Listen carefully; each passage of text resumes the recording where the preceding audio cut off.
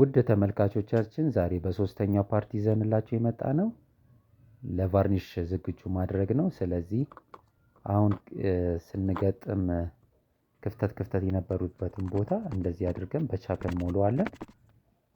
በቻክ ቀስ እያለን እንደዚህ ሞላ እናደርገዋለን።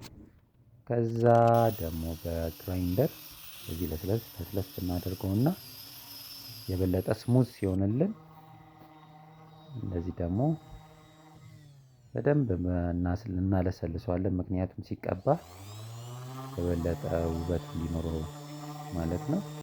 ካለሰለስነው በኋላ እንደገና ምን እናደርጋለን? ኮላ እንቀባዋለን ማለት ነው። ይህን ኮላ የምንቀባው ምክንያቱም ቫርኒሽ ስንቀባው እንዲይዝልን ማለት ነው። እየዋጠው ምንድነው ወደ ውስጥ እየሰረገ እንትን እንዳያደርግብን እንዲህ በደንብ በኮላ እያንዳንዷን ፓርት በደንብ አድርገን እንቀባዋለን። እንደዚህ አድርገን ከቀባነው በኋላ አሁን ከጨረስን በኋላ ከደረቀ በኋላ እንደዚህ እንደገና ድጋሚ በደንብ አድርገን እናሸዋለን በግራይንደሩ በማሻው። እንደምታዩት በጣም ቆንጆ እየሆነ ነው የሄደው።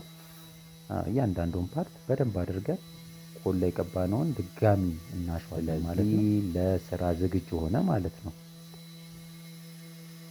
አራተኛውን ፓርት ደግሞ በቅርብ ቀን ሳዩ ፈርኒቸር የጥራት ምልክት